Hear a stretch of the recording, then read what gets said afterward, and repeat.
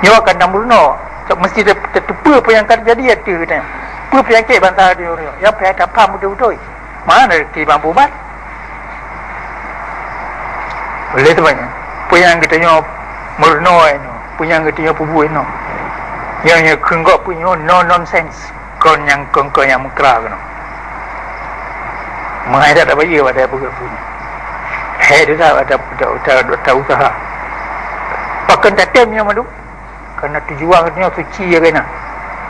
Orang lagi eloknya hana lum kena update. Lebih free bega mati ni baik jajah Jawa. Ni kambu musai luar biasa dah indah tu dia mandu kan. Bertanya yang kaganye ni dah tim temah Jawa. Nampak kan?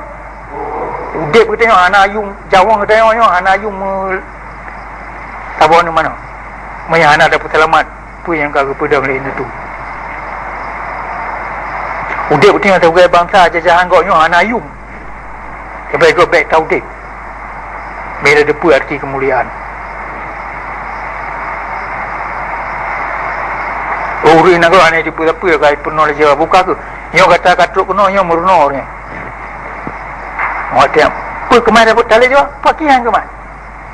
Lagi aku tengok tak sidik roh tetap pegang analisa tak pulik apa penyakit ni menajik itu tak kata sifat Jawa ni kata puduk dalam ceng ni dek nak gerah ni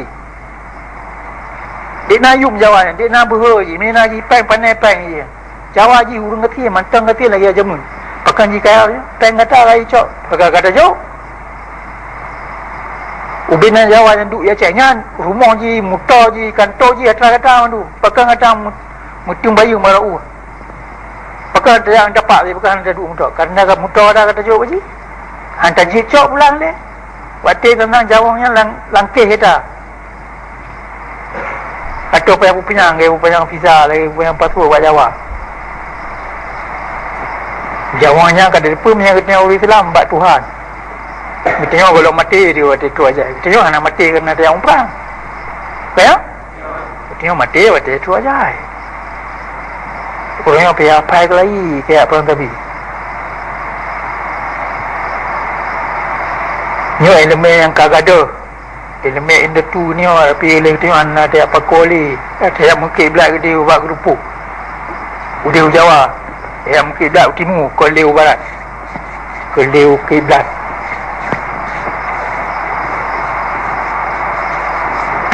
yang ke tu anak orang Aceh ilekan ketika bangga ada bunan teramu Mekah urang Jawa Sulawesi Maluku atau teman mesti hangka barat orang Aceh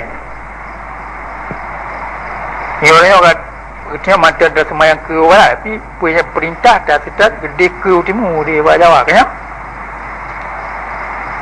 tanya anak terasa apa anak terasa anak patut tawak dumpa ke gabai urat tarah kabih hancur